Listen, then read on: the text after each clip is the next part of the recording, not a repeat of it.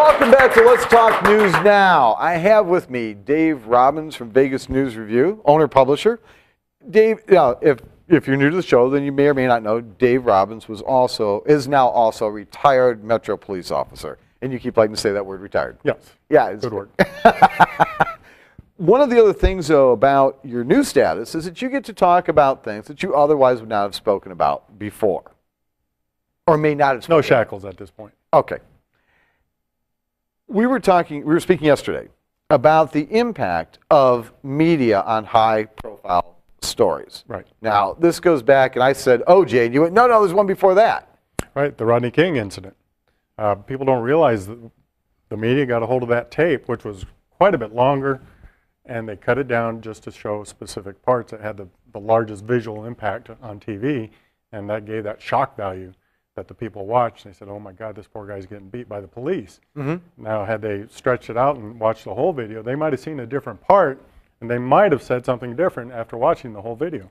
And so the real question is now, then after that we've got OJ, and then there's a whole plethora of them. There's Michael Jackson, there's Kobe Bryant, there's Dr. Conrad Murray, it just goes on and on and on. So much so that a network and certain shows have actually now been created just for the point of sensationalizing what goes on in courtrooms. Right. All right.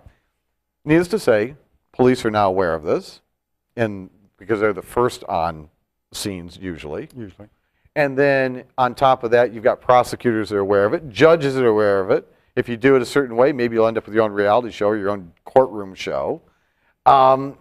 So what real impact is all this media hype having on proper jurisprudence, law enforcement, and so on? It's got to be having an impact.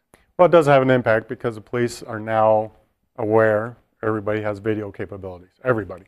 Cameras, smartphones, cell phones, right? Okay. Right. Security cameras.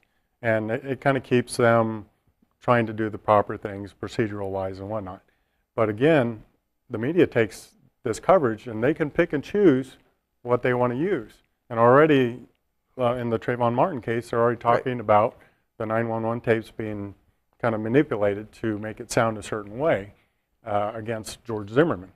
I don't know that. Same with the video coverage of Mr. Zimmerman being transported to the police station, and they're microscopically dissecting the video frame by frame for looking for injuries. Mm-hmm. So, yeah, they can do a lot. Now, especially with this case, the Trayvon Martin case, there is so much outcry because of the race issue and the injustice, supposedly. And I'm not taking either side because I wasn't there, and neither were the other millions of people that are protesting. But the media has made it to a point where it's looking very biased. Now, if Mr. Zimmerman gets charged with a crime, and he goes to court, do you want to be on that jury? Because if they find him not guilty, no, not even close. I don't even want to serve at that particular point. Right. Not on that case, because this means you're going to be hounded down, especially like after the Casey Anthony case, where jurors, the journalists and the news media went and demanded from the judge that they get the names and the addresses of all the jurors, just so they can go track them down at their homes and everything else. It's nuts. The group, the new Black Panthers, they're offering a bounty for the capture of George Zimmerman. Now, if the court case, if it goes, and it doesn't go to their beliefs or what they believe should have happened, what's stopping them from offering a bounty on the jurors? And so much is being exploited. My question is this. Dave, how did it get so out of control? Your opinion. Is it because everybody wants to look good in front of the camera, or is it just a matter of people really want to know? Is it just simply about ratings, or is it kind of all the above? If you were in the media and you had a paper or a TV station and you were looking for things to take up that airtime, wouldn't you rather have something that you could just continually cover and it's got the shock value and it's got the interest of the people? And 10 years after the Rodney King incident, the media here tried to get it reignited again to see what kind of response, and at that point everybody was over it. So it didn't really work.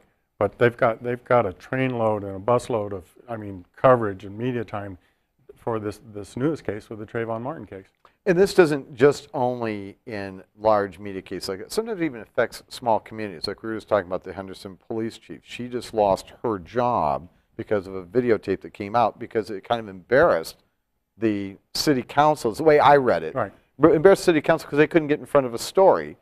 And She didn't really lose her job. She got a good, nice little golden parachute. I've kind of heard that before. All right. Well, Dave, it's always a pleasure to speak with you. And for those who have not familiar with it, go to VegasNewsReview.com. VegasNewsReview.com is probably one of the greatest sources and resources of stories that you would otherwise not hear here in Las Vegas. Tomorrow night, of course, we're going to both, Dave, you and I and Ella and everybody's going to be there. So we'll see you tomorrow.